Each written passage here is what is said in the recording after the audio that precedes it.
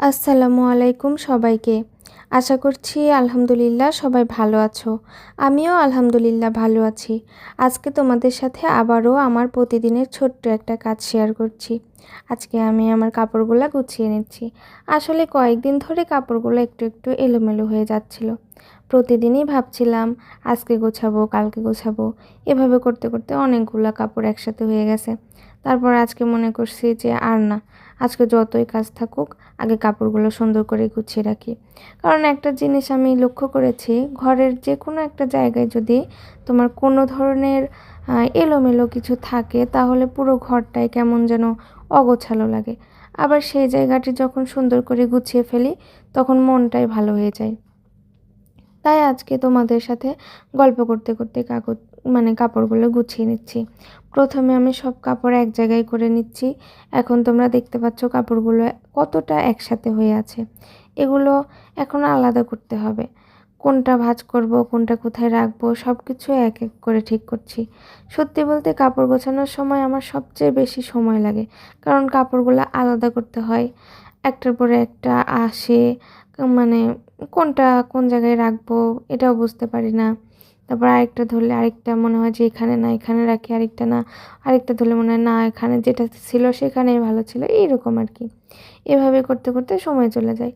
তবে আজকে আমি একটু বেশি ধৈর্য নিয়ে সব কিছু গোছানোর চেষ্টা করছি।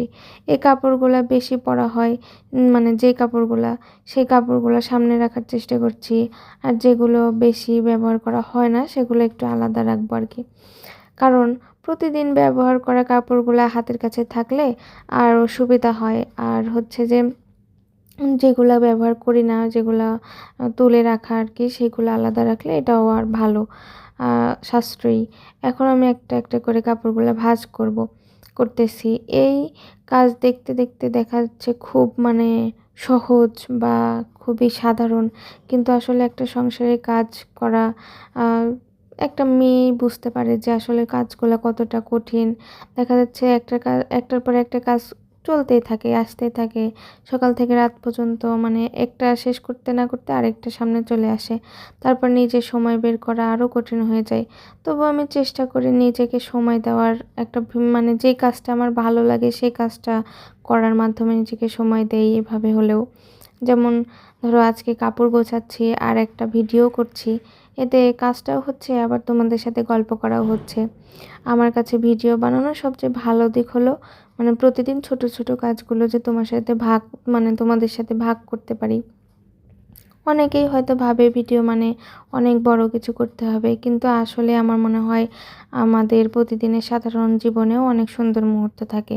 একটা সুন্দর করে ঘর গোছানো, রান্না করা, কাপড় গোছানো, এই ছোট ছোট কাজগুলোও তো আমরা সুন্দরভাবে দেখতে পারি বা দেখা যায় এগুলো, সেটাও ভালো লাগে আর কি।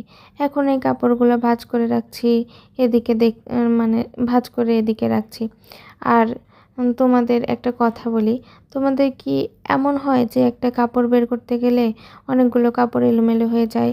আবার মনে হয় যে আমার অনেক সময় এরকম হয়। আবার কাপড়গুলা কি মনে হয় যে ইস, কাপড়টা বের করতে যেয়ে এতগুলা কাপড় হলো, ভাঁজ নষ্ট হলো, তাহলে আবার সুন্দর করে গুছাইতে হবে আবার।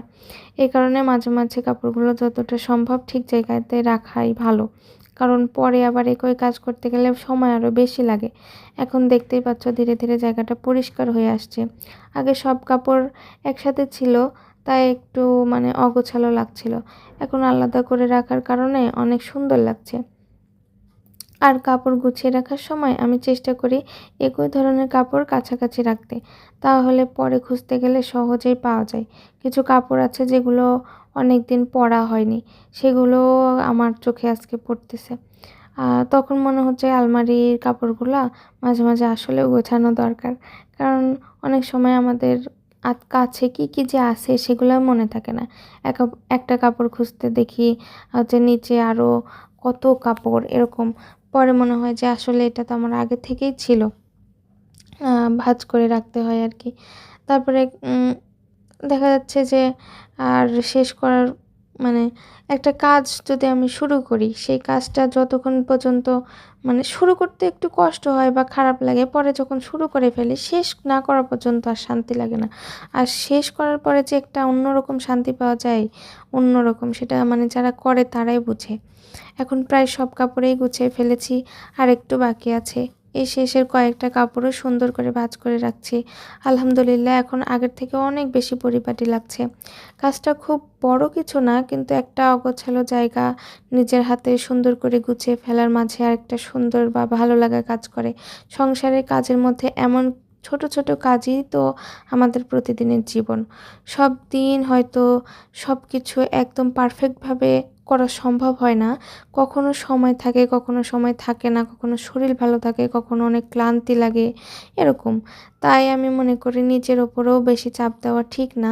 যেদিন যতটুকু সম্ভব সেদিন যতটুকু করা মানে ভালো।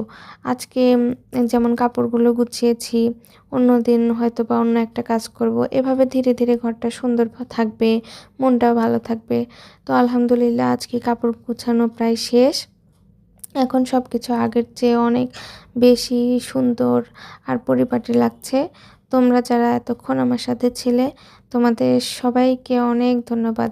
আমার এই ছোট্ট, ছোট্ট ভিডিওগুলো যদি তোমাদের ভালো লাগে, তাহলে অবশ্যই আমার পাশে থেকো। ভিডিওতে তোমাদের ভালো লাগার কোনো বিষয় থাকলে কমেন্ট করে জানাতে পারো। তোমাদের কমেন্ট পড়তে আমার সত্যিই ভালো লাগে। আর যারা নতুন করে আমার ভিডিও দেখছো, তারা চাইলে আমার চ্যানেলটি সাবস্ক্রাইব করে রাখতে পারো। সামনে আরও এমন দৈনন্দিন জীবনের অনেক ভিডিও, ঘর গোছানোর ভিডিও এবং ক্রাফটিংয়ের ভিডিও, আমার জীবনের ছোট, ছোট মুহূর্ত তোমাদের সাথে শেয়ার করার চেষ্টা করব ইনশাআল্লাহ। আল্লাহ আজকের মতো তাহলে এখানেই শেষ করি। আর আল্লাহ আমাদের সবার সংসারে শান্তি বরকত দান করুক। আবার দেখা হবে পরের ভিডিওতে। আল্লাহ হাফেজ।